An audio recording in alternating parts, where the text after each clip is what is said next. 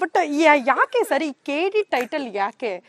ಧ್ರುವ ಅವ್ರನ್ನ ನೋಡಿ ಟೈಟಲ್ಲ ಅಥವಾ ಕ್ಯಾರೆಕ್ಟರ್ಗೆ ಅದು KD ಅಂತನಾ? ನಾವು ಕಾಮನ್ ಆಗಿ ಸ್ವಲ್ಪ ತರಲೆ ಮಾಡಿದ್ರೆ KD ಇದಾನೆ ಅಂತ ಹೇಳ್ತೀವಿ. ಆಬ್ವಿಯಸ್ಲಿ. ಸೊ ನಾವೆಲ್ಲ ಚಿಕ್ಕದ್ರಲ್ಲಿ ತಂದೆ ತಾಯಿದಿರಾಗ್ಲಿ, ಈಗ ಸಾಮಾನ್ಯಗೆ ನಮ್ಮ ಧ್ರುವ ಅಪ್ಪ ಅಮ್ಮನು ಕರೆದಿರ್ತಾರ ಅವನ್ನ KD ನನ್ ಮಗ ಅಂತ.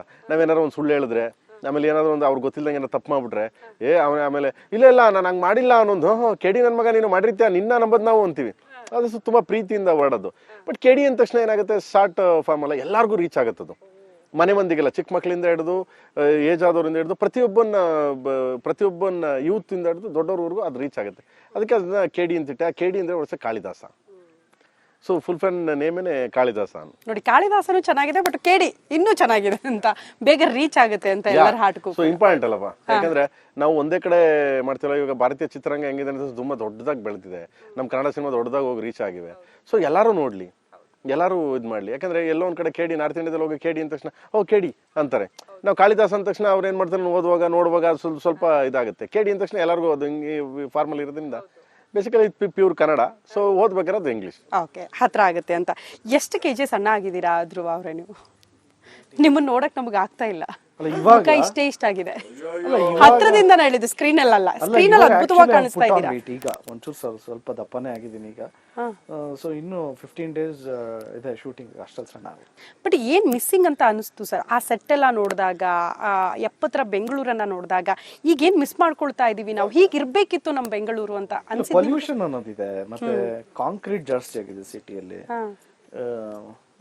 ಅಫ್ಕೋರ್ಸ್ ಮರ ಗಿಡಗಳು ಇಲ್ಲ, ಕಾಂಕ್ರೀಟ್ಗಳು ಜಾಸ್ತಿ ಆಗಿದೆ. ಎಲ್ಲದಕ್ಕೂ ರೀಸನ್ಸ್ ಇದೆ. ಅಫ್ಕೋರ್ಸ್ ಫ್ಲೈಓವರ್ಸ್ ಬೇಕು, ನಮ್ಗೆ ಅದು ಬೇಕು ಇದು ಬೇಕು ಅಂದ್ರೆ, ನನ್ನನ್ನು ಕೇಳಿದ್ರೆ ಪೊಲ್ಯೂಷನ್ ಮೇಡಮ್. ರಿಷ್ಮಾ, ನೀವು 70ರ ಬೆಂಗಳೂರು ನೀವು ನೋಡಿರಲ್ಲ, ಸೊ ನೋಡಿದಾಗ ಏನ್ ಅನಿಸ್ತು? ಹೀಗಿರ್ಬೇಕಿತ್ತು ಅಂತ ನಿಮಗೇನಾದ್ರೂ ಒಂದು ಪಾಯಿಂಟ್ ಅಲ್ಲಿ ಅನಿಸ್ತಾ ಹೇಗೆ? ಇಲ್ಲ, ಆಂಬಿಯನ್ಸೇ ಕರೆಕ್ಟಾಗಿ ರೀಕ್ರಿಯೇಟ್ ಮಾಡಿದ್ದಾರೆ ಸರ್. ಯಾಕಂದರೆ ನಾವು ಸೆಟ್ಟಲ್ಲಿ ಶೂಟ್ ಮಾಡಬೇಕಾದ್ರೆ it's so realistic. And Dhruva sir ಹೇಳಿದಾಗೆ ಆ ಕಾಮ್ನೆಸ್, ಮಾರ್ಕೆಟಲ್ಲಿ ಆ ಹರಿಬಿರಿ, ಅದು ಕರೆಕ್ಟಾಗಿ ರೀಕ್ರಿಯೇಟ್ ಮಾಡಿ ನಾವು ನಮ್ಮನ್ನ ಟೈಮ್ ಟ್ರಾವೆಲ್ ಕರ್ಕೊಂಡು ಹೋಗ್ತಾರೆ.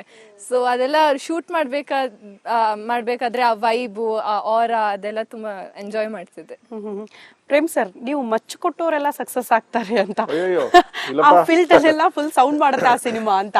ಇವನ್ ಕರಿಯಾ ಇರಬಹುದು, ದರ್ಶನ್ ಅವರು ಕೊಡಿಸಿದಿರಬಹುದು, ಅಥವಾ ಶಿವಣ್ಣ ಅವ್ರಿಗಿರಬಹುದು, ಈಗ ಧ್ರುವ ಅವ್ರ ಸರ್ದಿ. ಏನದ್ ಮಚ್ಚಿನ ಹಿಂದಿನ ರಹಸ್ಯ? ಅವ್ರವ್ರದೇ ಒಂದು ಸ್ಟೈಲು. ಬಟ್ ಅದೆಲ್ಲ ರಿಯಲ್ ಸ್ಟೋರಿಗಳೇ. ಕರಿಯಾ ಬಂದದ್ದು real story, original story. Darshan ಅವ್ರ ಮಚ್ಚಿಡಿಯೋ ಸ್ಟೈಲೇ ಬೇರೆ. So it's like different way. ಆಮೇಲೆ ಶಿವಣ್ಣ ಬಂದ್ಬಿಟ್ಟು is like A legend, cannot. ಆ ತರದ್ದು ಮಚ್ಚಿಡಿಯೋ ಸ್ಟೈಲ್ ಯಾವನ್ ಕೈಲೂ ಸಾಧ್ಯನೇ ಇಲ್ಲ. ಸೊ ಆ ಮಟ್ಟಿಗೆ ಅವ್ರದೇ ಬೇರೆ. ಅದು ರಿಯಲ್ ಸ್ಟೋರಿ ಬೇಸಿಕಲಿ, ನಿಮ್ಗೆಲ್ಲರೂ ಗೊತ್ತೇ ಇದೆ. ಇದು ರಿಯಲ್ ಸ್ಟೋರಿ. 1970 ಅಂಡರಲ್ಲಿ ನಡೆದಿದ್ದು. ಇದು ಧ್ರುವರು ಮಚ್ಚಿಡಿಯೋ ಸ್ಟೈಲೇ ಬೇರೆ. ಯಾಕಂದ್ರೆ ಅವ್ರವ್ರದೇ ಒಂದೊಂದು ಇದಿರುತ್ತೆ. ಬಟ್ ಕತೆ, ಸೊ ಯಾಕೆ ಮಚ್ಚಿಡಿತಾನೆ ಏನು, ನಿಮ್ಗೆ ಅಲ್ಲಿಂದ ನೋಡ್ಕೊಂಡ್ ಬಂದ್ರೆ ಕರಿ ಆಗ್ಲಿ, ಜೋಗಿ ಆಗ್ಲಿ, ಇದು ಬಂದು ವಿತ್ ಎಮೋಷನ್ಸ್ ಯಾಕೆ ಏನು ಅಂತ ಸಿನಿಮಾಲ್ ಗೊತ್ತಾಗುತ್ತೆ. ಮಚ್ಚಿಡಿಯೋ ತರ ಸ್ಟೈಲ್ ಇರುತ್ತೆ. ದರ್ಶನ್ ಅವರೇ ಒಂಥರ ಹಿಡಿದ್ರು, ನಮ್ಮ ಅಣ್ಣನೇ ಒಂಥರ, ಶಿವಣ್ಣನೇ ಒಂಥರ ಹಿಡಿದ್ರು, ಧ್ರುವರೇ ಒಂಥರ ಹಿಡಿದ್ರು. Like a different kind of things. ವ್ಯಕ್ತಿತ್ವಗಳು ಬೇರೆ ಬೇರೆ ಇರ್ತಾವಲ್ವಾ. ಆ ಜನ ಮಾತಾಡೋದೇ ಪ್ರೇಮ್ ಸರ್ ಮಚ್ ಕೊಡ್ತಾ ಇದಾರೆ ಅಂದ್ರೆ ಸಿನಿಮಾದಲ್ಲಿ ಅದು ಹಿಟ್ ಆಗ್ಬಿಡುತ್ತೆ. ಪಾತ್ರ ಅದು, ಕಥೆ ಅದು, ಪಾತ್ರ ಅದು. ಸೊ ಹಂಗೆ ಹೋಗುತ್ತೆ. ಬಿಟ್ರೆ ಅಯ್ಯೋ ಆಮೇಲೆ ವೈಲೆಂಟ್ ಅನ್ಕೊಂಡ್ಬಿಡ್ತಾರೆ. ಯಾಕೆ ಬೇಕು, ಇಂಟೈರ್ ಫ್ಯಾಮಿಲಿ ಕೂತ್ಕೊಂಡು ಒಂದು ಸಿನಿಮಾ ನೋಡಬಹುದು. ನಾವು ಎಲ್ಲ ಫ್ಯಾಮಿಲಿ ನೋಡೋ ಸಿನಿಮಾಗಳು. ಬಟ್ ಫ್ಯಾಮಿಲಿ ಟಚ್ ಅಥವಾ ಇಲ್ಲೂ ಕೂಡ ತಾಯಿ ಪ್ರೀತಿ, ಆ ಎಮೋಷನ್ಸ್ ನೋಡಕ್ ಸಿಗುತ್ತಾ ಹೆಂಗೆ ಸರ್? ರೆಗ್ಯುಲರ್ ಅನ್ಸ್ಬಾರ್ದಲ್ವಾ ನಿಮ್ಗೆ? ಒಂದ್ಸರಿ ಮದರ್, ತಾಯಿ ಅಂದ್ರೆ ಗ್ರೇಟ್, ಅವಳಿಗೆ ರೀಪ್ಲೇಸ್ಮೆಂಟ್ ಆಗಕ್ ಚಾನ್ಸ್ ಇಲ್ಲ, ರೀಪ್ಲೇಸ್ಮೆಂಟ್ ಮಾಡಕ್ ಚಾನ್ಸ್ ಇಲ್ಲ. ಸೊ ಯಾವಾಗ್ಲೂ ರೆಗ್ಯುಲರ್ ಅದೇ ಫಾರ್ಮಲ್ ಹೋಗ್ತಾವ್ ಪ್ರೇಮ್ ಅಂತ ಅನ್ಸ್ಲೇಬಾರ್ದು. ಬೇರೆ ಬೇರೆ ಆಯಾಮಗಳು. ಸೊ ಬೇರೆ ಇದ್ರಲ್ಲಿ ಹೋಗುತ್ತೆ. ಇದ್ರಲ್ಲಿ ಎಮೋಷನ್ಸ್ ಇದೆ, ಬಟ್ ಬೇರೆ ತರ ಎಮೋಷನ್ಸ್ ನೋಡ್ತೀರಾ. ಅಂತಂದ್ರೆ ನೀವು ಆ ಪಾತ್ರ ನೋಡಿದ್ರೆ ಎಮೋಷನ್ಸ್. ನೀವು ಕಾಳಿದಾಸ ಅಂದ ತಕ್ಷಣ ಅವನು ನಿಮ್ಮನ್ನ ಆವರ್ಸ್ಕತಾನೆ ಅಂತ ಆಡಿಯನ್ಸ್ ನೋಡ್ಬೇಕಾರೆ, ಅವನು ನಿಮ್ಮನ್ನ ಆವರ್ಸ್ಕತಾನೆ. ಕಾಳಿದಾಸ ನಿಮ್ಮೊಳಗಡೆ ಹೋಗ್ತಾನೆ. ಅವನು ಏನಕ್ಕೆ ಒಳಗಡೆ ಹೋಗ್ತಾನೆ ಅಂದ್ರೆ, ಅಯ್ಯೋ ನಾನ್ ಆಗ್ಬಾರ್ದಾಗಿತ್ತ ಹಂಗೆ, ನನ್ನ ಅಣ್ಣ ಆಗ್ಬೇಕಾಯ್ತು, ಅವನು ನನ್ನ ತಮ್ಮ ಆಗ್ಬೇಕಾಗಿತ್ತು ಅಂತ, ಯಾರೋ ನನ್ನ ತಂಗಿ ಆಗ್ಬೇಕಾಯ್ತು, ಯಾರೋ ಒಂದ್ ತಾಯಿ ಅಂದ್ರೆ ನನ್ ಮಗ ಹುಟ್ಟಬಾರ್ದಾಗಿತ್ತು ಕಣೆ, ಬಡಿ ಮಗ ಅವನು ಅಂದ್ರೆ ಈ ತರ ಆವರ್ಸ್ಕತಾನೆ ಕಾಳಿದಾಸ. ಸೊ ಅದು ಇಂಪಾರ್ಟೆಂಟ್. ಅದ್ ಹೇಳಿದಾಗ ಮಜಾ ಬೇರೆ ತರ ಇರುತ್ತೆ ಸ್ಕ್ರೀನ್ ಅಲ್ಲಿ. ನೀವು ಬಟ್ ಯಾಕೆ ಸರ್ ಈ KD ಟೈಟಲ್ ಯಾಕೆ? ಧ್ರುವ ಅವ್ರನ್ನ ನೋಡಿ ಟೈಟಲ್ಲ ಅಥವಾ ಕ್ಯಾರೆಕ್ಟರ್ಗೆ ಅದು ಕೇಡಿ ಅಂತನ? ನಾವು ಕಾಮನ್ ಆಗಿ ಏನ್ ಸ್ವಲ್ಪ ತರಲೆ ಮಾಡಿದ್ರೆ ಕೇಡಿ ಇದಾನೆ ಅಂತ ಹೇಳ್ತೀವಿ. ಆಬ್ವಿಯಸ್ಲಿ. ಸೊ ನಾವೆಲ್ಲ ಚಿಕ್ಕದ್ರಲ್ಲಿ ತಂದೆ ತಾಯಿದಿರಾಗ್ಲಿ, ಈಗ ಸೊಮ್ಮನೆಗೆ ನಮ್ಮ ಧ್ರುವರ ಅಪ್ಪ ಅಮ್ಮನು ಕರೆದಿರ್ತಾರ ಅವನ್ನ ಕೇಡಿ ನನ್ ಮಗ ಅಂತ. ನಾವೇನಾರು ಒಂದು ಸುಳ್ಳು ಹೇಳಿದ್ರೆ, ಆಮೇಲೆ ಏನಾದ್ರು ಒಂದು ಅವ್ರಿಗೆ ಗೊತ್ತಿಲ್ದಂಗೆ ಏನಾರು ತಪ್ಪು ಮಾಡ್ಬಿಟ್ರೆ, ಆಮೇಲೆ ಇಲ್ಲ ನಾನು ಹಂಗೆ ಮಾಡಿಲ್ಲ ಅನ್ನೊಂದು, ಕೇಡಿ ನನ್ನ ಮಗ ನೀನು ಮಾಡಿರ್ತೀಯ ನಿನ್ನ ನಂಬದ್ ನಾವು ಅಂತೀವಿ. ಅದು ತುಂಬಾ ಪ್ರೀತಿಯಿಂದ ಹೊರಡೋದು. ಬಟ್ ಕೇಡಿ ಅಂದ ತಕ್ಷಣ ಏನಾಗುತ್ತೆ, ಶಾರ್ಟ್ ಫಾರ್ಮ್ ಅಲ್ಲ, ಎಲ್ಲರಿಗೂ ರೀಚ್ ಆಗುತ್ತದು. ಮನೆ ಮಂದಿಗೆಲ್ಲ, ಚಿಕ್ಕ ಮಕ್ಕಳಿಂದ ಹಿಡಿದು ಏಜ್ ಆದವರಿಂದ ಹಿಡಿದು ಪ್ರತಿಯೊಬ್ಬನ ಯೂತ್ ಇಂದ ಹಿಡಿದು ದೊಡ್ಡವ್ರವರೆಗೂ ಅದು ರೀಚ್ ಆಗುತ್ತೆ. ಅದಕ್ಕೆ ಅದನ್ನ ಕೇಡಿ ಅಂತಿಟ್ಟೆ. ಆ ಕೇಡಿ ಅಂದ್ರೆ ವರ್ಷ ಕಾಳಿದಾಸ. ಸೊ ಫುಲ್ ಫ್ಯಾನ್ ನೇಮೇನೆ ಕಾಳಿದಾಸ. ನೋಡಿ, ಕಾಳಿದಾಸನು ಚೆನ್ನಾಗಿದೆ, ಬಟ್ ಕೇಡಿ ಇನ್ನೂ ಚೆನ್ನಾಗಿದೆ ಅಂತ, ಬೇಗ ರೀಚ್ ಆಗುತ್ತೆ ಅಂತ ಎಲ್ಲರ ಹಾಟ್ಗೂ. ಸೊ ಇಂಪಾರ್ಟೆಂಟ್ ಅಲ್ಲವಾ? ಯಾಕಂದ್ರೆ ನಾವು ಒಂದೇ ಕಡೆ ಮಾಡ್ತಿಲ್ಲ. ಇವಾಗ ಭಾರತೀಯ ಚಿತ್ರರಂಗ ಹೆಂಗಿದೆ ಅಂದ್ರೆ ತುಂಬಾ ದೊಡ್ಡದಾಗಿ ಬೆಳೆದಿದೆ. ನಮ್ಮ ಕನ್ನಡ ಸಿನಿಮಾ ದೊಡ್ಡದಾಗಿ ಹೋಗಿ ರೀಚ್ ಆಗಿವೆ. ಸೊ ಎಲ್ಲರೂ ನೋಡ್ಲಿ, ಎಲ್ಲರೂ ಇದ್ ಮಾಡ್ಲಿ. ಯಾಕಂದ್ರೆ ಎಲ್ಲೋ ಒಂದ್ ಕಡೆ ಕೇಡಿ, ನಾರ್ತ್ ಇಂಡಿಯಾದಲ್ಲಿ ಹೋಗಿ ಕೇಡಿ ಅಂದ ತಕ್ಷಣ ಕೇಡಿ ಅಂತಾರೆ. ನಾವು ಕಾಳಿದಾಸ ಅಂದ ತಕ್ಷಣ ಅವ್ರು ಏನ್ ಮಾಡ್ತಾರೆ, ಓದುವಾಗ ನೋಡುವಾಗ ಸ್ವಲ್ಪ ಇದಾಗುತ್ತೆ. ಕೇಡಿ ಅಂದ ತಕ್ಷಣ ಎಲ್ಲರಿಗೂ ಅದು ಫಾರ್ಮಲ್ ಇರೋದ್ರಿಂದ ಬೇಸಿಕಲಿ ಪ್ಯೂರ್ ಕನ್ನಡ. ಸೊ ಓದ್ಬೇಕಾದ್ರೆ ಅದು ಇಂಗ್ಲಿಷ್. ಓಕೆ, ಹತ್ರ ಆಗುತ್ತೆ ಅಂತ. ಎಷ್ಟು ಕೆಜಿ ಸಣ್ಣ ಆಗಿದ್ದೀರಾ ಧ್ರುವ ಅವ್ರೆ ನೀವು? ನಿಮ್ಮನ್ನ ನೋಡಕ್ ನಮ್ಗೆ ಆಗ್ತಾ ಇಲ್ಲ, ಮುಖ ಇಷ್ಟ ಆಗಿದೆ. ಹತ್ರದಿಂದ ಹೇಳಿದ್ದು, ಸ್ಕ್ರೀನ್ ಅಲ್ಲ. ಸ್ಕ್ರೀನ್ ಅಲ್ಲಿ ಅದ್ಭುತವಾಗಿ ಕಾಣಿಸ್ತಾ ಇದ್ದೀರಾ. ಈಗ ಒಂಚೂರು ಸ್ವಲ್ಪ ದಪ್ಪನೇ ಆಗಿದ್ದೀನಿ ಈಗ. ಸೊ ಇನ್ನು 15 days ಇದೆ ಶೂಟಿಂಗ್, ಅಷ್ಟಲ್ಲಿ ಸಣ್ಣ. ಬಟ್ ಏನ್ ಮಿಸ್ಸಿಂಗ್ ಅಂತ ಅನಿಸ್ತು ಸರ್ ಆ ಸೆಟ್ ಎಲ್ಲ ನೋಡಿದಾಗ, 70ರ ಬೆಂಗಳೂರನ್ನ ನೋಡಿದಾಗ? ಈಗ ಏನ್ ಮಿಸ್ ಮಾಡ್ಕೊಳ್ತಾ ಇದೀವಿ ನಾವು, ಹೀಗಿರ್ಬೇಕಿತ್ತು ನಮ್ ಬೆಂಗಳೂರು ಅಂತ ಅನ್ಸಿದೆ. ಪೊಲ್ಯೂಷನ್ ಅನ್ನೋದಿದೆ, ಮತ್ತೆ ಕಾಂಕ್ರೀಟ್ ಜಾಸ್ತಿ ಆಗಿದೆ ಸಿಟಿಯಲ್ಲಿ. ಅಫ್ಕೋರ್ಸ್ ಮರ ಗಿಡಗಳು ಇಲ್ಲ, ಕಾಂಕ್ರೀಟ್ಗಳು ಜಾಸ್ತಿ ಆಗಿದೆ.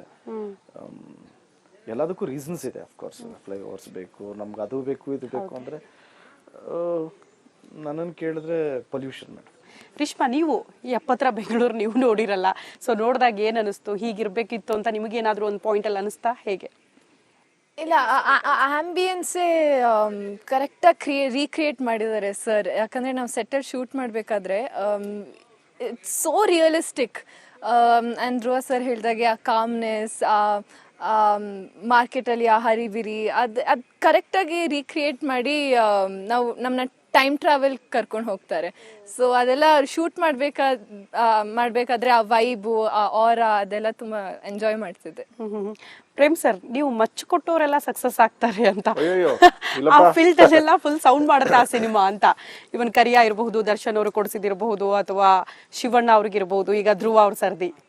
ಏನದ್ ಮಚ್ಚಿನ ಹಿಂದಿನ ರಹಸ್ಯ? ಅವ್ರವ್ರದೇ ಒಂದು ಸ್ಟೈಲು. ಬಟ್ ಅದೆಲ್ಲ ರಿಯಲ್ ಸ್ಟೋರಿಗಳೇ. ಕರಿಯಾ ಬಂದದ್ದು real story, original story. Darshan ಅವ್ರು ಮಚ್ಚಿಡಿಯೋ ಸ್ಟೈಲೇ ಬೇರೆ. So is like different way. ಆಮೇಲೆ ಶಿವಣ್ಣ ಬಂದ್ಬಿಟ್ಟು ಈಸ್ ಲೈಕ್ ಎ ಲೆಜೆಂಡ್.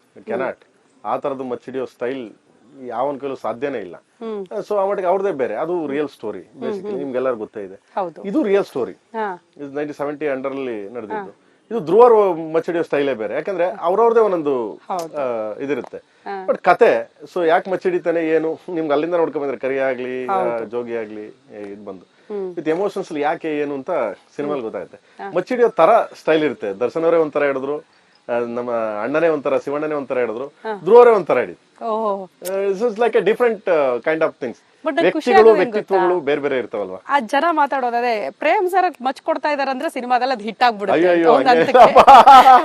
ಪಾತ್ರ ಅದು, ಕತೆ ಅದು, ಪಾತ್ರ ಅದು. ಸೊ ಹಂಗೆ ಹೋಗುತ್ತೆ. ಬಿಟ್ರೆ ಅಯ್ಯೋ ಆಮೇಲೆ ವೈಲೆಂಟ್ ಅನ್ಕೊಂಡ್ಬಿಡ್ತಾರೆ. ಯಾಕೆ ಬೇಕು, ಇಂಟೈರ್ ಫ್ಯಾಮಿಲಿ ಕುತ್ಕೊಂಡು ಒಂದು ಸಿನಿಮಾ ನೋಡಬಹುದು. ಎಲ್ಲ ಫ್ಯಾಮಿಲಿ ನೋಡೋ ಸಿನಿಮಾಗಳು. ಬಟ್ ಫ್ಯಾಮಿಲಿ ಟಚ್ ಅಥವಾ ಇಲ್ಲೂ ಕೂಡ ತಾಯಿ ಪ್ರೀತಿ, ಆ ಎಮೋಷನ್ಸ್ ನೋಡಕ್ ಸಿಗುತ್ತಾ ಹೆಂಗೆ ಸರ್? ರೆಗ್ಯುಲರ್ ಅನ್ಸ್ಬಾರ್ದಲ್ವಾ ನಿಮ್ಗೆ? ಒಂದ್ಸರಿ ಮದರ್, ತಾಯಿ ಅಂದ್ರೆ ಇಸ್ ಗ್ರೇಟ್. ಅವಳಿಗೆ ರೀಪ್ಲೇಸ್ಮೆಂಟ್ ಆಗಕ್ ಚಾನ್ಸ್ ಇಲ್ಲ, ರೀಪ್ಲೇಸ್ಮೆಂಟ್ ಮಾಡಕ್ ಚಾನ್ಸ್ ಇಲ್ಲ.